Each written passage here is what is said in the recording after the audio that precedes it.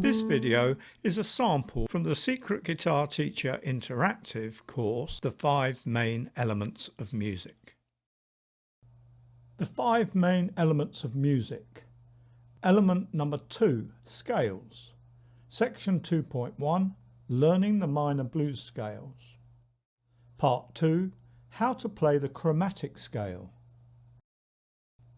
As mentioned in a previous lesson, the chromatic scale is really the great granddaddy of all musical elements.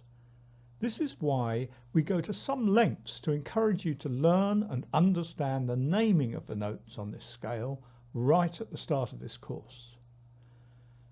But in terms of application, the chromatic scale is not used directly anything like as often as some of the scales derived from it are. In most musical genres, I think it fair to describe its use as occasional.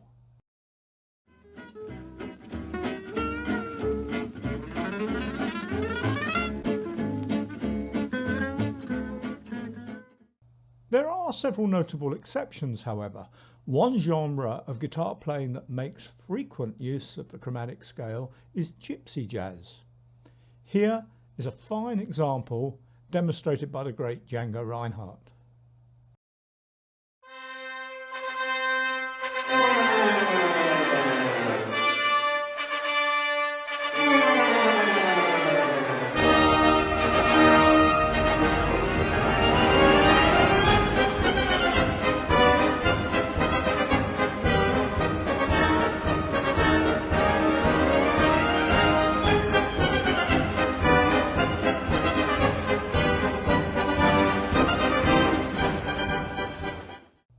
And here's a piece of music you're likely to have heard any time you went to the circus.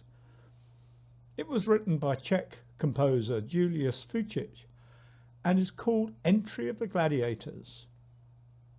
In this short excerpt, you can hear several uses of the chromatic scale, including its use as the basis for the main theme. In both examples, I think you can hear what a dramatic effect the use of this scale has. Learning to play the chromatic scale on your guitar has two important benefits, even if you never find yourself using it as part of a solo or composition. Firstly, it is an excellent finger exercise, working as it does all 4 fingers quite evenly. And secondly, it really helps you get a hands-on feel for how the tuning anomaly affects patterns on the guitar.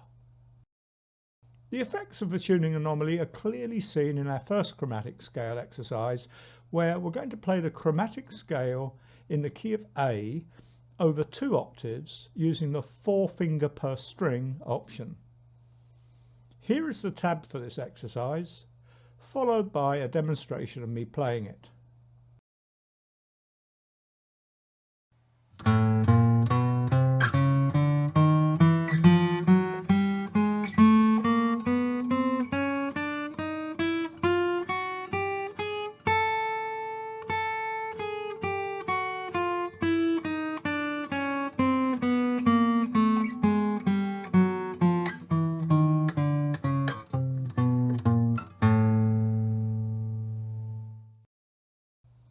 Another common approach to playing the chromatic scale on the guitar uses 5 notes per string. This pattern starts at the same fret as we move up a string until we come to the second B string, where the tuning anomaly causes us to move the pattern up a string.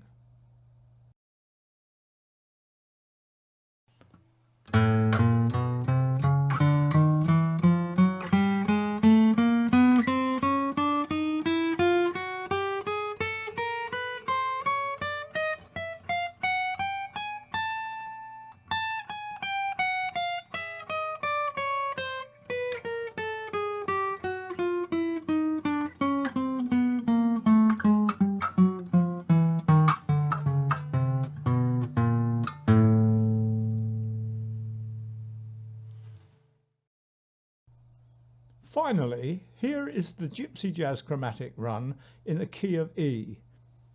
This utilises open strings to gain maximum speed from minimum fingering.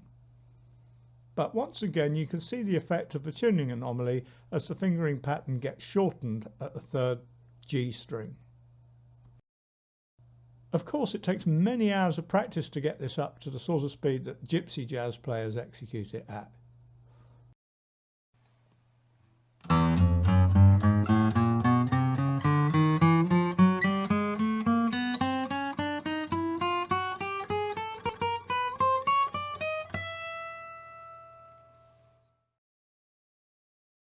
If you enjoyed this video, please click the like button and subscribe to the channel. If you'd really like to maximize your potential as a guitar player, click on the link in the description below to the Secret Guitar Teacher site. Here you can sign up for a 30-day trial free of charge and without obligation. We won't even ask you for your credit card number.